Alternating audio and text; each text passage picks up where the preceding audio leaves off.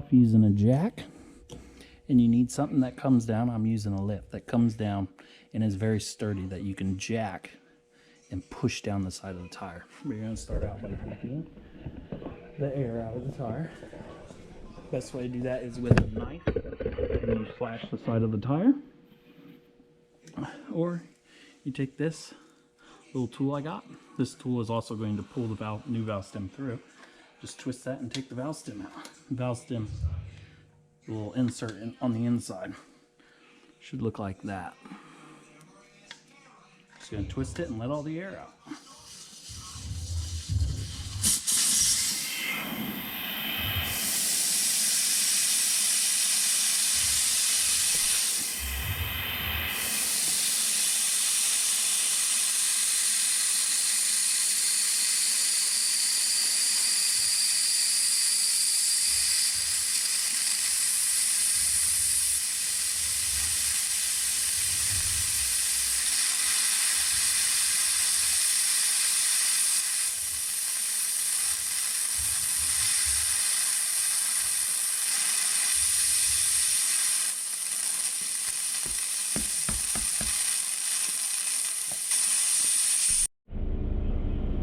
Now again, I'm going to say this is the way I do it.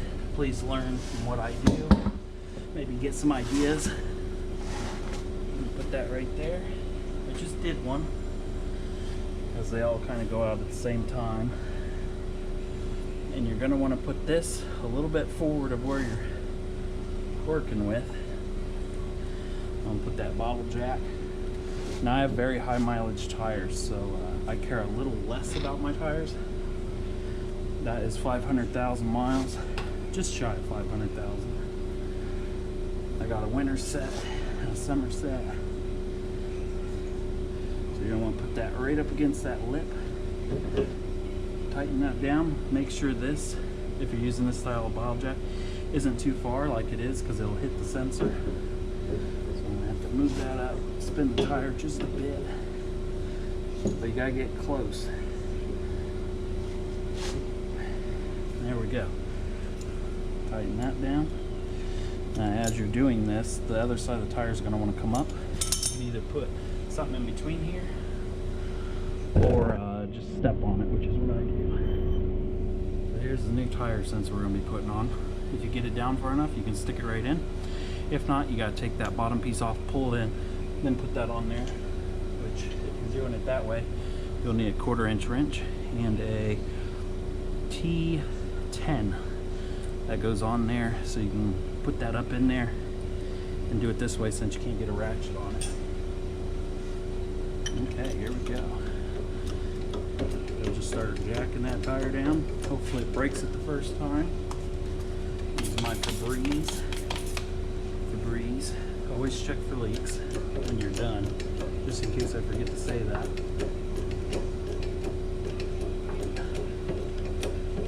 Also leave the valve stem out. You can hear the air coming out, or you can hear my furnace, one of the two.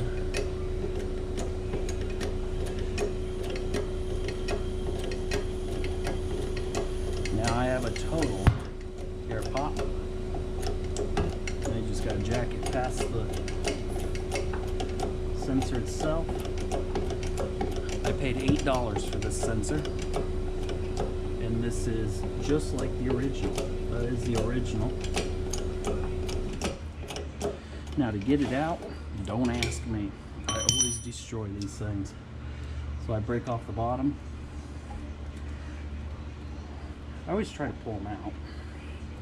Never works that way. Because I've done my full-size spare. No, just gonna have to break it off. Broke it off. There's the original. Clear back in 2018. And there's the new one I'm putting in. Just a little cell phone battery, watch battery. Don't think you can replace it because it wouldn't be, it's spinning really fast. I would just buy this for $8. Again, the link will be in the description. Now this is where I don't really care too much about my tires. I guess I could put a cloth right there. I'm gonna pull it through this way. And there we go. Notice that little lip right there. When you pull it through, that lip's gotta seat inside this. So mine's pretty dirty down in this area. I don't know if you guys can see that. So I'm going to put a rag in there and clean all that out.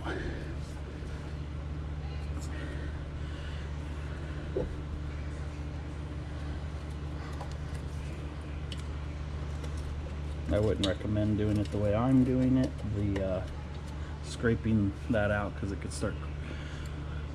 I'd use a piece of plastic so it's less damaging to the rim, but there we go, all clean. I'm gonna wet that down so the new one can slide in with my Febreze. Wish you guys could smell how good it smells. So the new one comes like this, has a little cap. Take the cap off.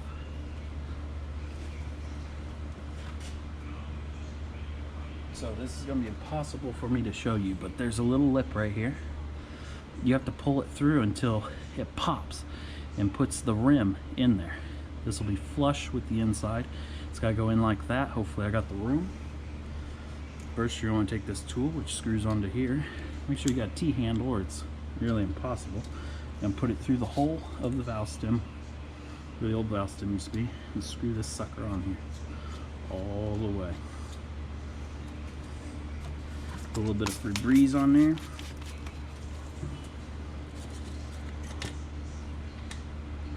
Align it, pull it through the hole. Looky there, I didn't have to do anything. Febreze it just a little bit more because you got to pull that sucker on there. As you're pulling, I pull tight, just kind of move it around like this, just working its way in there, making sure that that's right. I don't know if you guys can see that gap right there. That gap's got to disappear. I did that a few times. Now I'm just gonna hear that pop. That's a pop of success. Yep. I'll unscrew this. And if you did it in a timely manner, you may just be able to pump it up with no problems. When I mean no problems, I mean you won't need a bead blaster because half of the tire's already on. But you could put a ratchet strap around it to collapse the tire down to make this push out. There we go. Tire pops right back into place. I'll get a air pump wherever that's at.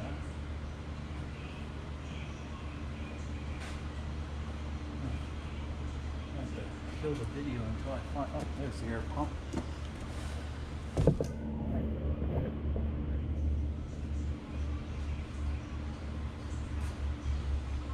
It's winter time, so I'm going to put 35 psi in it.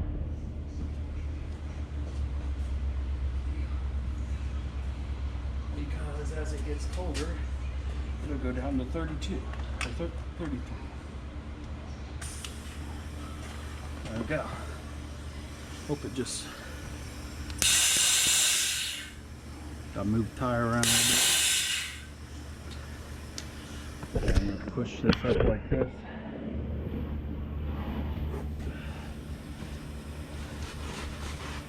Just kind of flex the tire a little bit.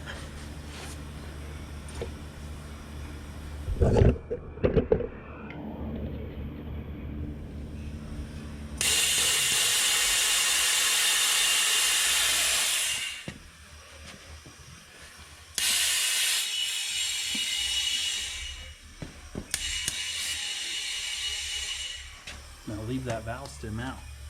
That way the air can go in there quicker.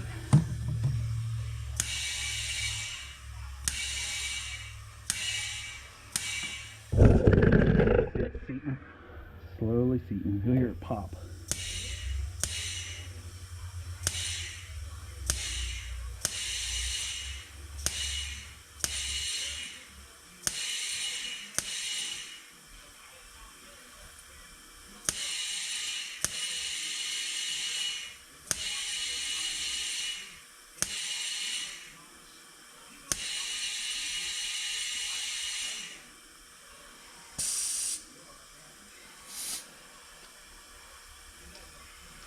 Slowly. I don't like tires. I don't like balloons. Oh, there it is. Whew. Got it.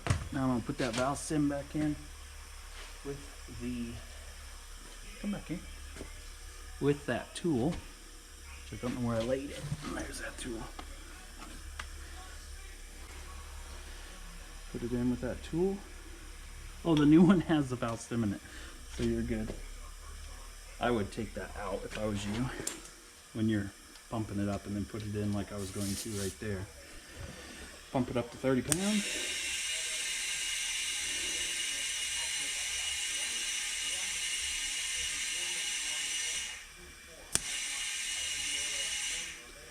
Gauge says 30 pounds. Spray it for some leaks, especially around the valve stem and even in the valve stem.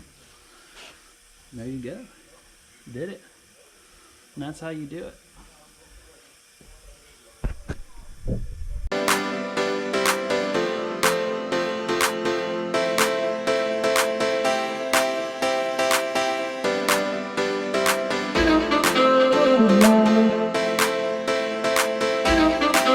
Thank you.